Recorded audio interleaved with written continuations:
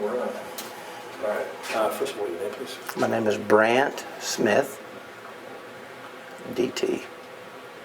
DT? DT. IDT? BRANDT. Oh, DT. Yeah. Okay. And Smith is Smith. Normal. Smith. Okay, what's your job title? My job title is social scientist, Okay, with human training. human training team. Mhm. Okay, so in that capacity, what do you do? My job is to bring culturally relevant, socio-ethnographic kinds of information to the brigade to help them better understand their area of operation. Okay, blah, blah, blah, socioeconomic, what? Can you, Anything that has to do with the populace, their religious belief structures, how parents relate to children, how children relate to parents, problem solving among a village or in the home. Is it patriarchal or matriarchal? Are the women primary in society or are the men? Social norms, what's acceptable, what's not acceptable. why does something like this matter to a commander? A lot of times when we go into a new area of operation, the very smallest details, the very smallest things have the greatest impact for winning a friend or making an enemy. And my role is to make sure that the commander has all the opportunities to make friends that he can. Aren't you overwhelming them with information then at some point isn't there just, you know, you've got to cut through all the baloney and be able to say, okay, this is what's important to them, instead of just taking all this heaps of information Right, and dropping it? right. I mean, does that, Based on the intent, based on the mission, based on what the commander needs at any given moment, or out, say, maybe his operation is 60 days out and he gives me some information about where he would like to be or where he will be. I can take that intent from him or that task and I can begin to do my field research, and then I don't overload him. I only give him relevant information to that specific village location or maybe a key leader in that village so that he understands specific to that moment in time. then you're a gatekeeper for that information. Isn't that a huge responsibility? And, you know, do you have, you know, are you capable of doing that? Well, I hope I'm capable of doing that. Is any person capable of doing that, of deciding, you know, exactly what is relevant and what is not? Well, I don't act alone. I'm only one member of a team, and everyone has a role, everyone has a task, and so we work in a collaborative spirit.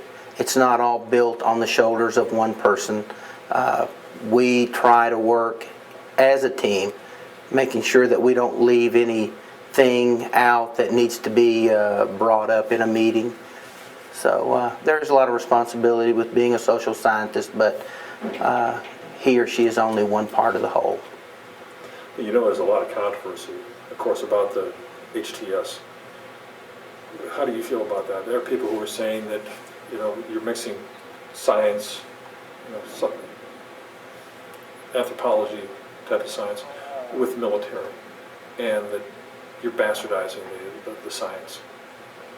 Is that a valid point? I can understand why some people might feel that, but those of us who are actually involved in the day-to-day work of the human terrain system, we recognize the value of what we're doing. We're providing a very worthwhile service to our brigade, to the commander, to his staff. I don't see it as bastardizing anything. Rather, saving lives is paramount. How are you saving lives if all you're doing is supplying information? If you go into a village to do an interview and no one who understands that culture or that specific people briefs you on some cultural standards or norms, practices, and you sit there and you cross your feet, or you maybe do some other gesture with your hands or your face, and you insult the person you're trying to do an interview with, you've lost your interview. You may not ever get another chance. And so you've not made a friend, you've not gotten your interview, Same thing when when it becomes time for me to go in and brief the commander or say one of his staff. I'm trying to make sure they don't make the mistakes that cost them either a life or an opportunity to do something good in their AO. But you're talking about crossing legs or Sure. hand gestures and Sure. such. I mean, I was taught that going in as an embedded reporter in Iraq. You know, you don't show the bottom of your feet to somebody. I mean, Correct. why does it take somebody with a graduate degree of some sort, or somebody with all this extra training, spending all this money to teach somebody to don't cross your feet? Well, there are generalities. Some things are pretty much across the board. You don't do certain things, or you do certain things, and it's pretty much by region. But then when you talk about specific villages and you talk about specific tribes, those little nuanced things can change. And so it takes a little more than just an overall briefing. It takes some in-depth study and research. Are you former military? No, sir. No? If your life was threatened in Afghanistan, would you react accordingly and, you know, react with lethal force? Well, that's not my role to do that. If somebody's coming at you with a knife and they're going... Well, you know, here's the thing. He that runs away lives another day. So my role is not to engage in lethal force, but to minimize the need for ever having to use lethal force. And so I take that job seriously. You pretty good runner?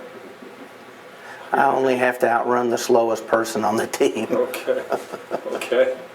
How about the pay is pretty good, I understand, for you guys. Well, you know, when you begin to weigh risk and reward, there are some roles that offer more reward than others, but it's adequate.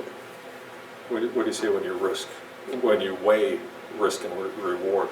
Well, because... So you're saying that the pay is offset by the risk that you're putting in? Well, I think it's very fair, but, you know, I mean, when you look at some social scientists that have been in an academic setting for years, where they've had maybe tenure or they've worked diligently to achieve a certain level of standing in their academic community.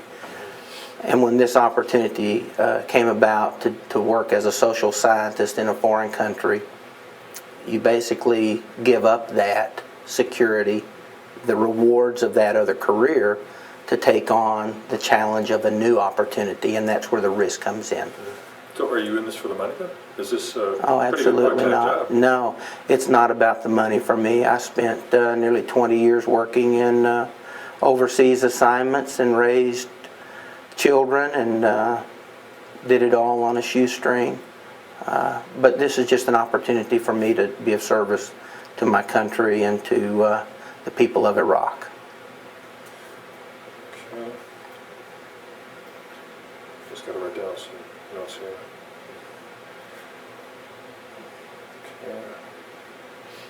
How about, speaking of your family, are they worried about you going over? There's, you know, it's not a safe place to be. Well, my wife has spent 28 years following me around, and we have a good working relationship and a good family relationship. At this point, she's very supportive, very encouraging. She had spent time with me in Iraq, as well as my daughter, for 2 years prior to this experience.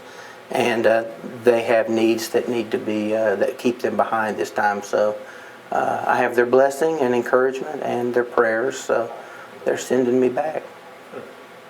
Sounds like you're a thrill seeker. If you're not